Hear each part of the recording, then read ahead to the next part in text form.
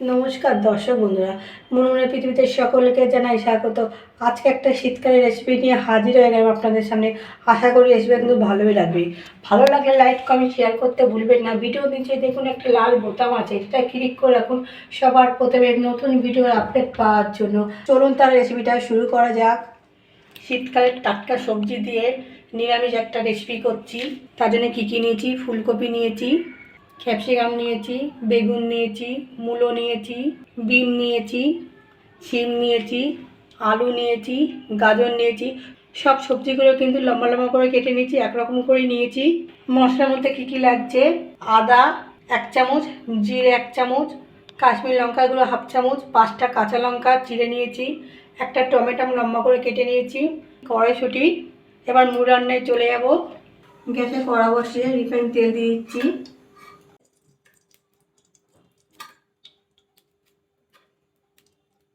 তেলটা একটু গরম হয়ে যাক। তেলটা গরম হয়ে গেছে, তেলের মধ্যে একটু লবণ সামান্য আর হলুদ সামান্য দিয়ে দেবো। একটু নাড়াচাড়া করে নিলাম, তেলের মধ্যে মিশিয়ে নিলাম লবণ হলুদটা। এবার ফুলকপিগুলো ভাজা করে নেব।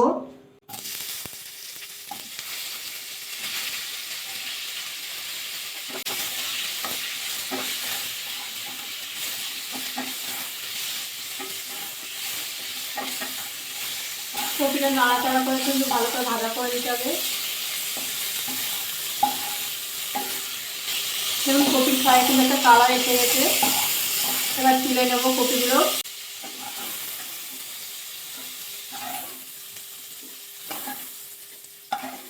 এই তেলের মধ্যে আলু গাজর একসাথে ভাজা করে নেব।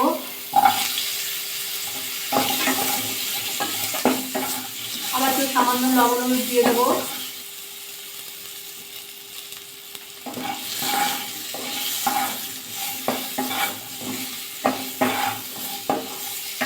নাড়াচাড়া করে কিন্তু আলু আর গাজরকে একটু ভাজা করে নিলাম।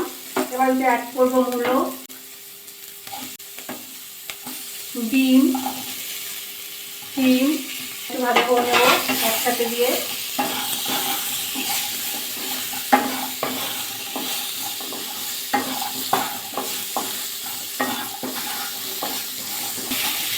নাড়াচাড়া করে এবার ঢাকা দিয়ে দেবো। মূলো গাজর আলু ঢাকা দিয়ে রাখলে কি হবে, বয়েল হয়ে যাবে অনেকটাই। মাঝখানে ঢাকাটা করে একটু নাড়াচাড়া করে নিয়েছিলাম। অনেকটাই কিন্তু ভাজা হয়ে গেছে আলু গাজর মূলো। এবার অ্যাড করবো বেগুন আর ক্যাপসিকাম একসাথে, আবার একটু ভাজা করে নেবো। বেগুনটা আগের দিয়ে কি হতো, নরম হয়ে যাবে বলে পরে দিলাম। আর একসাথে সব সবজি ভাজা করলে কি হয়, সময়টাও কিন্তু কম লাগছে, তেলটাও কিন্তু অনেকটা কম লাগে।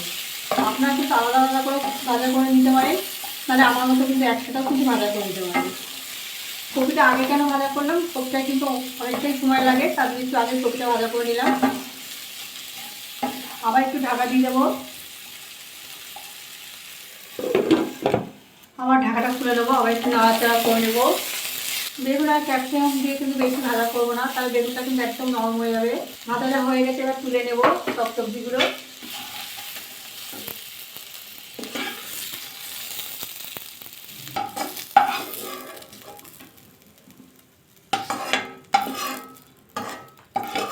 সবজিগুলো কিন্তু ভাজা করেছি সাদা তেলে, আর রান্নাটা করবো কিন্তু সর্ষের তেলে।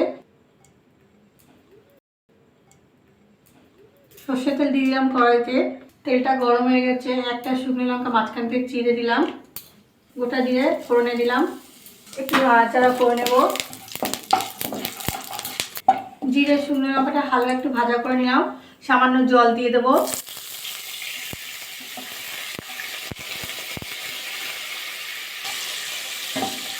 আদাটা দিয়ে দিলাম,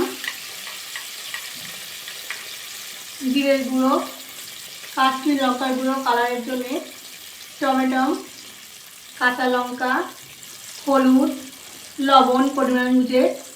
ভালো করে মশলাটা কষিয়ে নিতে হবে। শীতকালের সবজিতে কিন্তু বেশি মশলা লাগে না, অল্প মশলা দিয়ে কিন্তু রান্নাটা করলে কিন্তু দুর্দান্ত কিন্তু খেতে লাগে। একবার অবশ্যই কিন্তু আপনার বাড়িতে শীতকালের সবজিতে একবার এই রেসিপিটা বাড়িতে করে খেয়ে দেখবেন। রুটি ভাত খুব ভালো লাগে খেতে। কিন্তু মশলাটা খুব ভালো করে কষিয়ে নিতে হবে, যত সময় তেল না থাকছে তত সময় কিন্তু মশলাটা কষিয়ে নেব। দেখুন কথা বলতে বলতে কিন্তু অনেকটাই কিন্তু মশলা দিয়ে তেল ছাড়া আরম্ভ করেছে। এবং মশলা কিন্তু ভালোভাবে কষিয়ে নিয়েছি, মশলা দিয়ে তেল ফেলে আসছে। একটা কথা বলতে এরকমই থাকবে গোটা গোটা, ভালো লাগবে দেখতে। তার সব সবজিগুলো দিয়ে দেবো, দিয়ে ভালো করে কষিয়ে নেবো সবজি দিয়ে মশলা দিয়ে। কড়াইশুঁটি দিয়ে দিলাম,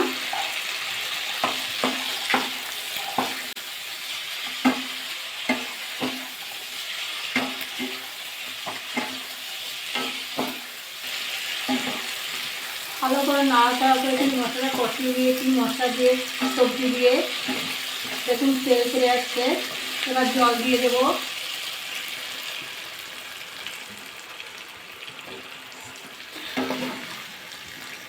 অল্প করে জল দিলাম, মাখা মাখা করব। আপনারা কিন্তু জলটা বুঝে দেবেন।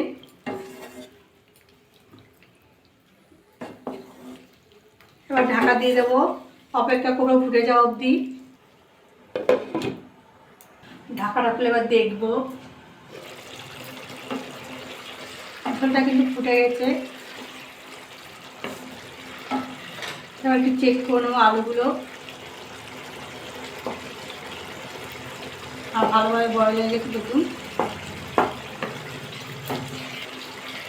এবার অ্যাড করবো একটু চিনি, নিরামিষ সবজিতে একটু চিনি অ্যাড করবো, সামান্য চিনি দিলাম। আপনারা আন্দাজ মতো দেবেন চিনি কম বেশি করে। আমার একটু নাড়াচাড়া করে নিলাম।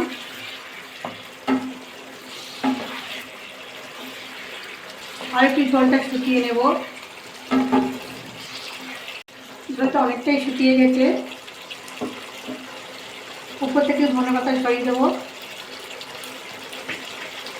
শীতকাল টাটকা সবজি দিয়ে কিন্তু রেসিপিটা আমার পুরো একদম কমপ্লিট। এবার গ্যাসটা অফ করে দেবো, একটু ঢাকা দিয়ে রেখে দেবো। আপনাদের নামিয়ে দেখাচ্ছি, একটা প্লেটে নামিয়ে আপনাদের দেখাচ্ছি।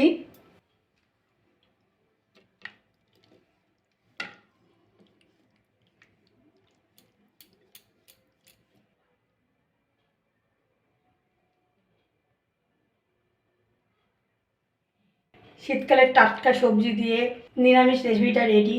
এই রেসিপিটা ভালো লাগলে লাইক কমেন্ট শেয়ার করতে ভুলবেন না। বন্ধুরা আমার পাশে থাকবেন, সাপোর্ট করবেন। আজকের মতো এই অবধি, কালকে আবার একটা নতুন ভিডিও নিয়ে আপনাদের সামনে হাজির হয়ে যাব।